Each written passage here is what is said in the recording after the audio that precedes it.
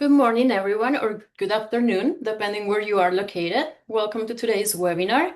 Today is our second webinar about people and pollinators. This time we will be discussing about integrated pest management, or IPM, and some of the approaches through the lens of EFI's IPM standards and Be Better certified. My name is Alexandra Martinez, Senior Marketing and Sales Associate here at Equitable Food Initiative. And with me today, we have Cameron Newell, Be Better Certified Program Lead. A couple of housekeeping items before we start. Please submit any question using the chat feature or the Q&A feature in Zoom. If you are joining us from LinkedIn Live, please use the comment section. We will save time at the end to address all your questions. My colleague Madeline is running tech today, so you may see her or hear her, and she will be happy to give any support when needed. Finally, we are recording this webinar, and the recording will be available and sent to you in the next few days. So with that, I want to invite to a stage to Cameron. Welcome, Cameron, and everyone in the audience to the People and Pollinators webinar series. Welcome, Cameron. Hello. Hello, thank you for having me. Yeah, we're super excited to collaborate with you in this webinar series. So, how are you doing today? Let's just break the ice a little while we warm up. Good, good, I'm well. Yeah, can't complain. Very happy. Excited to be here. I'm looking forward to the webinar, talking a bit about our program and your program. So, Yeah, no, 100%. We're super happy to have you. So let's start with the importance of pollinators in agriculture. I think that's a really nice, and you have a lot of knowledge in this topic. So let's jump into it. Um, Cameron, do you have any did you know facts that usually surprise people when they first start looking into pollinator and pollinator health? yeah, pollinators are such a diverse group. There's many interesting facts, and as you start to dig in, you discover more, and you're like, wow, everything you kind of learn is new and interesting. I think something that people may be familiar with, but it's worth mentioning, is that pollinators are responsible for one in every three bites of food that we eat. They pollinate many of the fruits and vegetables that we consume in our daily lives. And these fruits and vegetables provide us with some of the really important vitamins and minerals that we need as people.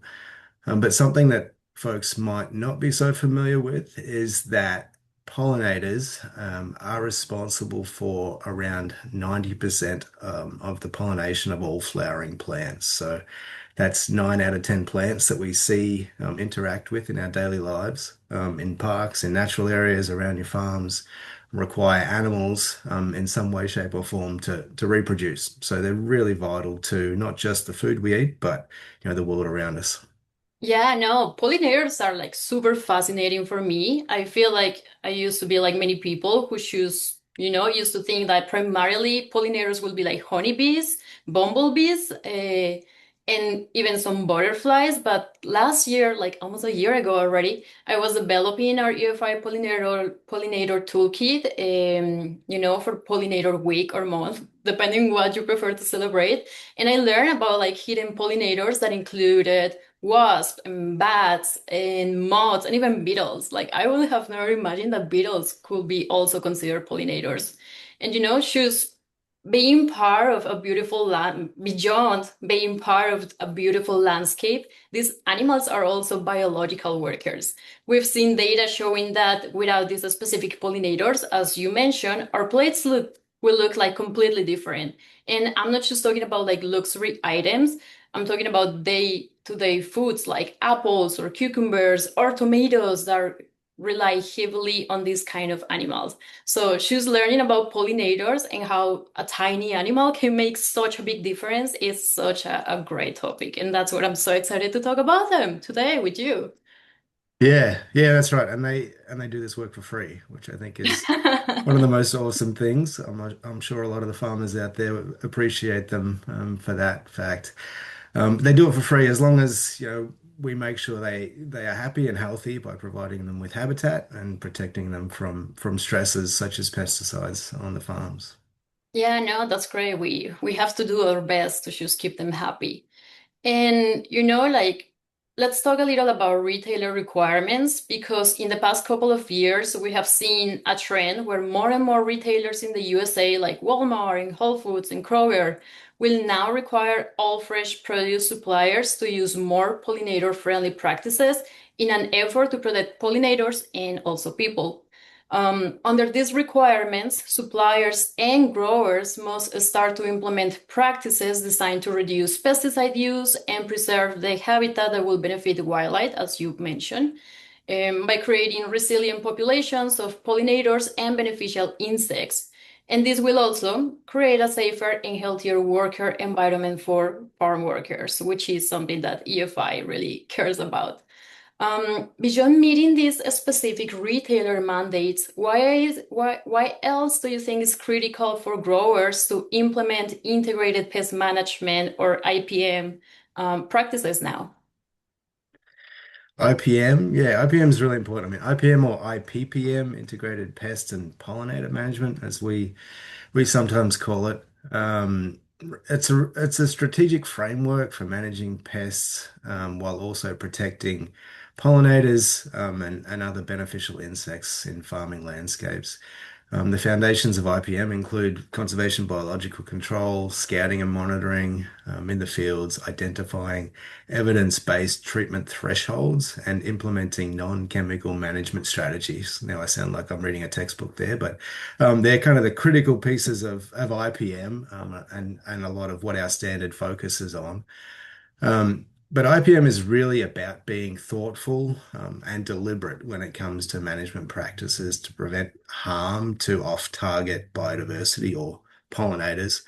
And it typically leads to a softer spray program that's obviously a lot better for farm workers, something that EFI cares deeply about, and it can lead to cost reductions when it comes to on-farm inputs such as pesticides and fertilizer and a number of different things. Yeah, no, that's great. And I think this is a great opportunity to start to talk about, how each certification focuses on, because I feel, EFI certification and Be Better certified are quite different. You mentioned it during one of our calls, like we could even be complementary. So I think that point of view was really interested. So let's go deeper into each certification so people can also resolve some of the doubts that can come to when they are trying to see what program should works better for them and their needs and where they want to see themselves and their farms in the future. Um, so let me start with the EFI certification. As you all may know, EFI certification has a bigger focus on social responsibility. When a grower starts the EFI certification process with us, the audits will be held against our social standards, the cultural food safety standards, and the option to add on the IPM standards into the audit. So no, you cannot only select the IPM standards. You will need to also be audited against the social standards and the cultural food safety standards. We during the last webinar that our certification manager Carla Cook had with Madeline, she mentioned that we were planning to train some of our current auditors so they could also audit IPM standards at the same time that they are doing social standards without requiring more auditors. And it is great news for us to say that those auditors have been trained, so now, if you want to add IPM standards into your social responsibility audit, that audit is going to be completed by only one auditor without any additional cost. And finally, I just want to mention that when we deep dive into the IPM standards for EFI, there is a big focus on pesticide handling and storage, and also protection of applicators and non-applicators, in addition to the requirement of a formal IPM plan that incorporates preventative practices and utilize monitoring before applying chemicals. Um, Cameron, this is your chance to talk about Be Better Certified. What is the focus? How does the certification work? So go for it. Yeah, for sure. So Be Better Certified came about. We're a group of scientists, I think, first and foremost, and agronomists at Be Better. And our standard was really built around that best available science and then field tested practices that work to benefit and to protect pollinators and other beneficial insects on farms, in farming landscapes. So we focus on nature or biodiversity in the farming environment. And that's broken down in our standards into three main components. Firstly, it's about habitat. So it's about creating a diverse landscape for pollinators to forage on and build their homes in. This includes permanent habitat, and these permanent habitats, I'll go into this a little bit later on, but they're made up mostly of native plants. And when we say native, that's plants that occur naturally in the region where the farm is. The second piece of our standards is IPM or IPPM, which we've spoken a little bit about already. And then the third piece is something that folks probably don't think quite as much about, but it's really important, I think, to us as an organization, but it's also important to farmers that grow certain crops, and that's bumblebees. Bumblebee and the third part of our standard is really kind of seeks to address how bumblebees are managed on farms, um, and how that relates to the native populations around them, the native bumblebee populations around them. And we did this because bumblebees are really important pollinators of crops like tomatoes and blueberries. And the native populations of bumblebees have been really significantly declining over the past 40 or 50 years. So that part of our standard is really set up to protect this really important group of pollinators.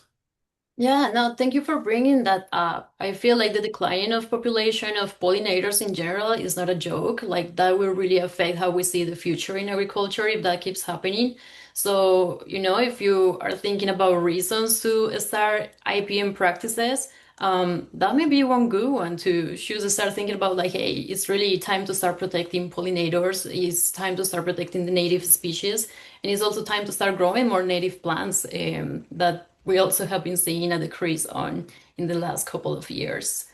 Um, in addition to it, I just wanted to mention that, like EFI is always kind of bringing the social lens to the different processes and topics, and it's the same when we talk about our IPM standards.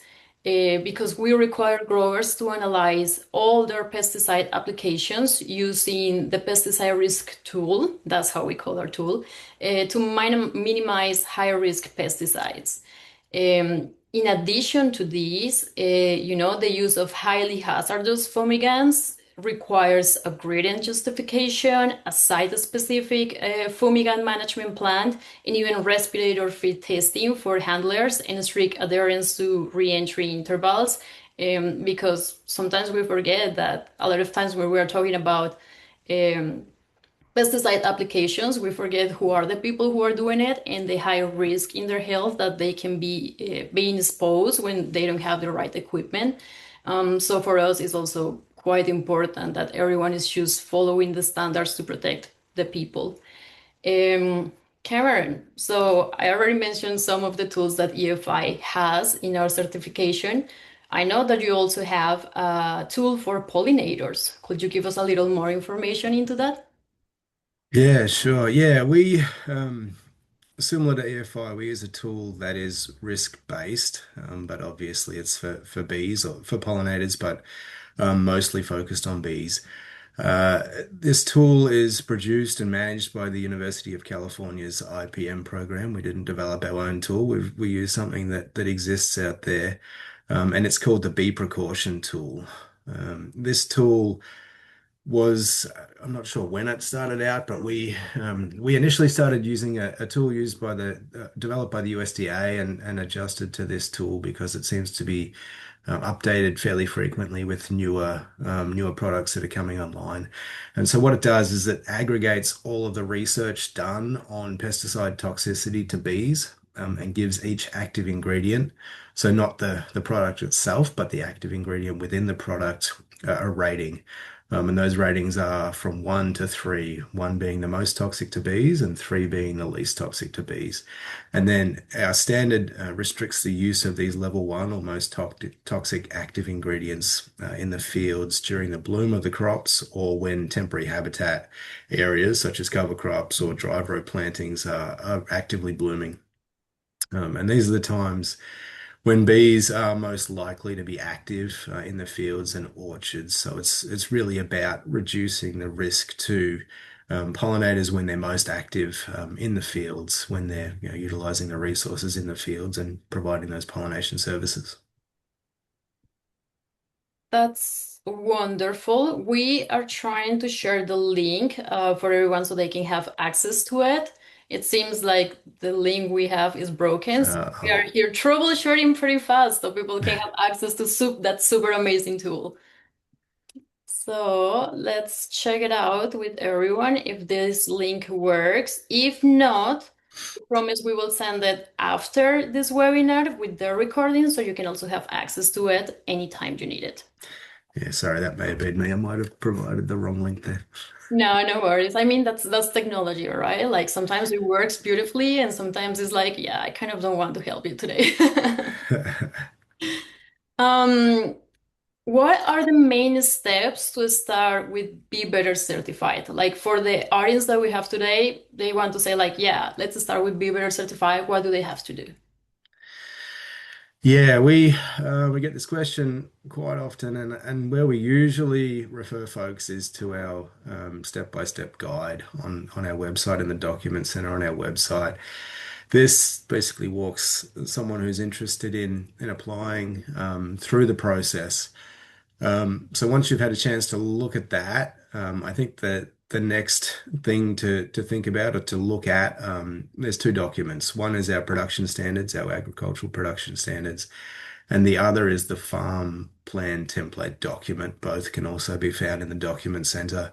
And these two are the most important documents when it comes to certification. Obviously, the standards set the rules for certification. The farm plan is where a farm's processes documentation goes for their application. And once you've had a chance to review those, if you have questions, feel free to reach out to us at info@BeBetterCertified or set up a time to chat. We're always happy to talk to folks that are interested in certification. Thank you, Cameron. Madeline just added the link, so you can also have it available in there. The link, no, the email. Um, Wonderful. It seems a very straightforward process. Something that I have noticed is that we always have documents that you should review before you decide to jump into the certification. We have the same. We have a bunch of different documents, including the standards for the EFI certification. Those standards, as I mentioned at the beginning of the webinar, include standards for social responsibility, the culture of food safety, and the IPM pollinator, IPM and pollinator health. So I know Madeline is also working in adding that one into the chat. Thank you, Madeline. We also recommend for you to review everything. If you have any questions, feel free to message us at info@equitablefood.org. Um, let me go a little deeper into how you can create a management IPM plan for your specific crops, because that's something that we will ask you if you want to get the EFI certification and add on the IPM standards. So this plan must address typical pest problems, right? Outline preventative practices, establish monitoring techniques or like scouting, and provide decision criteria that prioritize non-chemical pest management methods. Growers are required to, as we mentioned before, analyze all potential and applied pesticides using the online pesticide risk tool. The access to this tool is free for the first 3 years, or like the certification cycle, as we call it. In addition, a core component of EFI is worker involvement in the IPM processes Farm workers must be trained annually on basic IPM concepts and safety standards. And also, a core step on the EFI certification as a whole is the training and the creation of a worker manager collaboration team. If you have ever been in one of my EFI 101 calls, I literally talk like 40 minutes about the worker manager collaboration team because it's really that important for us. Um, the idea of this team is that includes frontline workers, managers, supervisors, like we call it a little snapshot of how your workforce looks like. And basically, EFI will train this team with the topics related to the Equitable Food Initiative standards and also different skills like communication and problem solving and conflict resolution.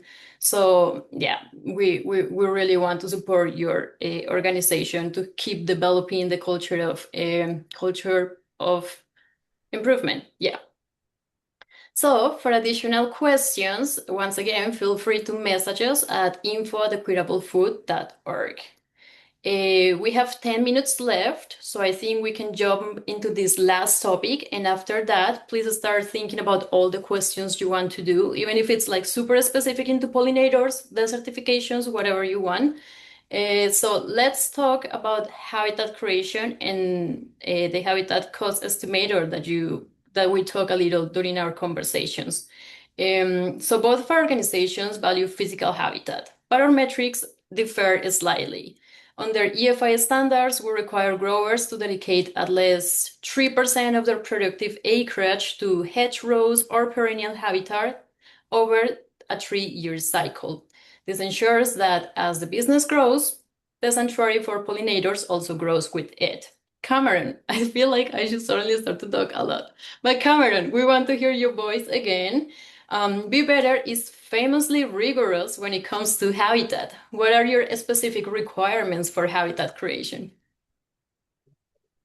Famously rigorous. Yeah, I like that. It's sometimes to our detriment, I must say. Uh, as I mentioned earlier, high quality diverse habitat is kind of the fundamental part of a farm that's working towards supporting pollinators, or that is supporting pollinators. So we ask farmers to have a minimum of 5% of their farm in habitat. And of that 5%, 1% must be in what we call permanent habitat. And so this is those areas that are mostly native plants, native to the region. And there also needs to be some diversity of different plant species within those habitat areas. And we ask for a minimum of 9 different species. And those need to be spread out with their bloom time across the different seasons. So 3 in spring, 3 in summer, and 3 in fall for temperate regions of the world. It's a little different in tropical regions where you have a year-round bloom cycle. Um, and the farm must also have temporary habitat, and enough to get it up to that point, that 5% total minimum that it needs on the farm. And temporary habitat can be cover crops or drive row plantings or any other habitat that has been intentionally planted on the farm and that blooms and provides forage for pollinators. I love that you have the at least 9 species that are going to be just flowering in different seasons. So you actually are going to have beautiful flowers all year round. I think that's great, especially during winter, that everything is like so sad. Yeah, it's really about providing resources for the bees that are flying, throughout the year on the farm and the other beneficial insects as well. Yeah, no, totally. That's great. I'm going to actually start doing that in my home. And to finalize this conversation and open our floor to the questions, could you talk a little more into the cost estimator tool that we can find in BeBetterCertified.org? Yeah, for sure. We built this tool. We've had a lot of questions from farmers over the years about they want to create habitat. They want to get to that 1%, on their farm. They might not have habitat at all, or they might not have a lot of habitat. They want to get to that 1% point. They want to meet the standards and get certified. But they come to us and say, how do we do it? What's it going to cost? And so we developed this tool to give farmers an idea, and it's not perfect. It's hard to be perfect. It's a US tool. It works across the whole country, and it's broken down into different regions. And we took the cost of materials, the cost of labor, the cost of site preparation for any habitat planting or seeding, and kind of put it into this tool. And then, once a grower sort of knows what sort of area they want to put in, what type of habitat they want to plant, they can plug those numbers in, and then you get a rough idea of cost based on where you are and what you want to do. So it can be handy for a farmer that's interested in creating habitat to give them kind of a ballpark idea to start off with. It is just that though. I think it's a starting point. Sometimes the numbers come out and they look kind of high, but know that there's ways to get help with planting habitat, whether that's funding for the actual materials or funding for planning or the different other pieces of habitat. So it's there. It's helpful. It's a guide, but it's very high level. Yeah, thank you.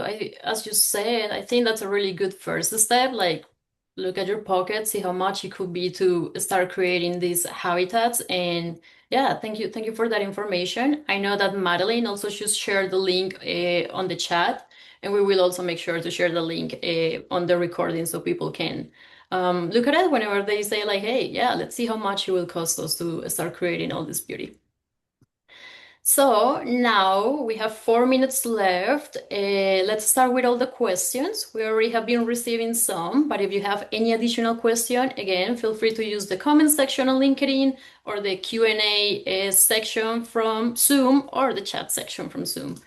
So the first question is, if I already have a wild area on the edge of my farm, does that count toward my 5% habitat requirement? And looking at 5%, that's a beaver certified. So Cameron. Yeah, absolutely. A wild area. Depends how wild it is, I guess.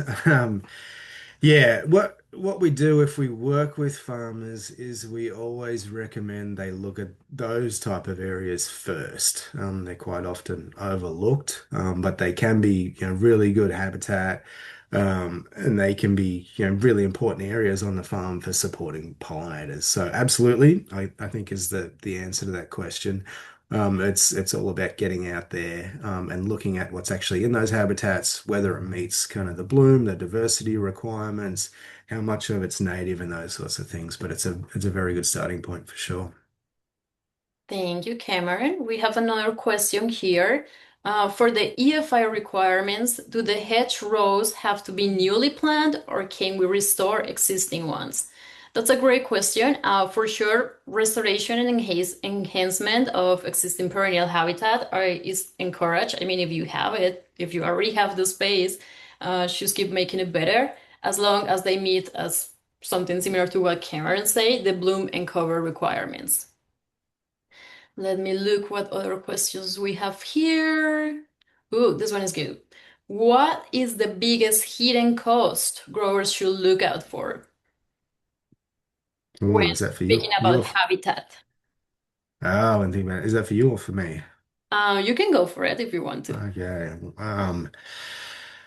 Yeah, the biggest hidden cost, habitat. I mean, I think the plant materials, if you're starting from scratch, the plant materials themselves are quite often the biggest cost, and it's probably not that hidden.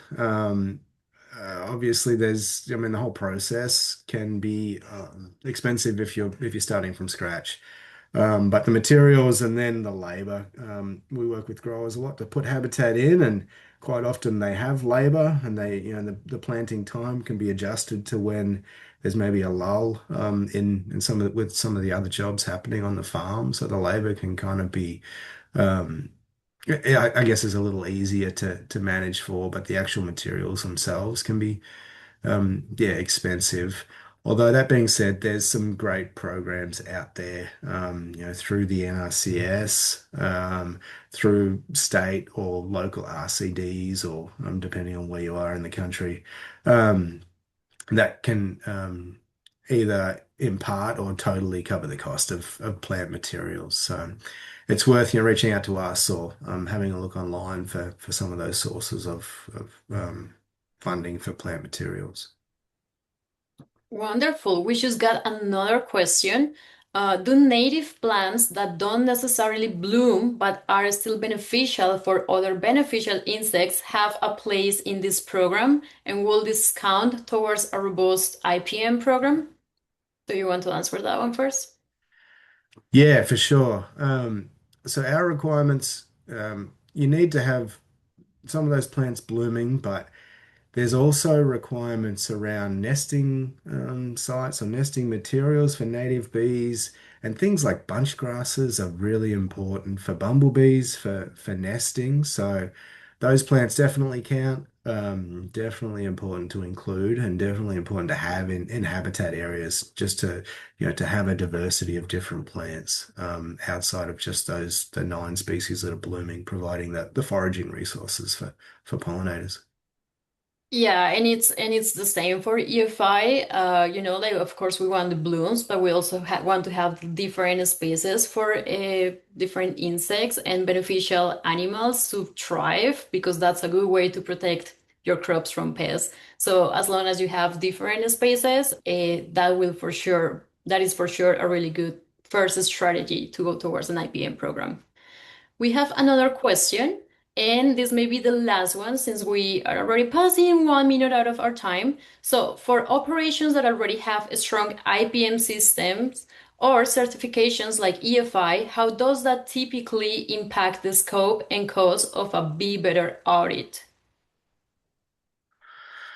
Yeah, I think if you already have a robust IPM program, it's really about how it's documented. And if you have another certification like EFI, you typically have it documented, and the IPM piece of our standard will be covered. It's really about the habitat, working out what you have on the ground as far as habitat goes. And then talking to CBs about whether they can, the CB you're working with, whether they can do a Be Better certification. So I'm happy to field those questions offline if that makes sense. Wonderful. So it's 10:31. I want to respect everyone's time, so let's close this webinar. If you have any additional questions, again, please make sure to contact us at info@equitablefood.org, or you can also contact Cameron directly at the email you have on the screen, or also one of the emails that we shared before, info@bebettercertified.org. Is that .org. correct? Yep, that's it. Okay. BeBetterCertified.org. Yep. You got it. Thank you so much, everyone, for coming today. Thank you for all your questions. Thank you for participating. And we will see you in our upcoming webinars of this series. Yeah, have a wonderful day. And thank you, everyone, again. Thank you all. Thank you for putting it on. Yeah, no, it's a pleasure. See you around.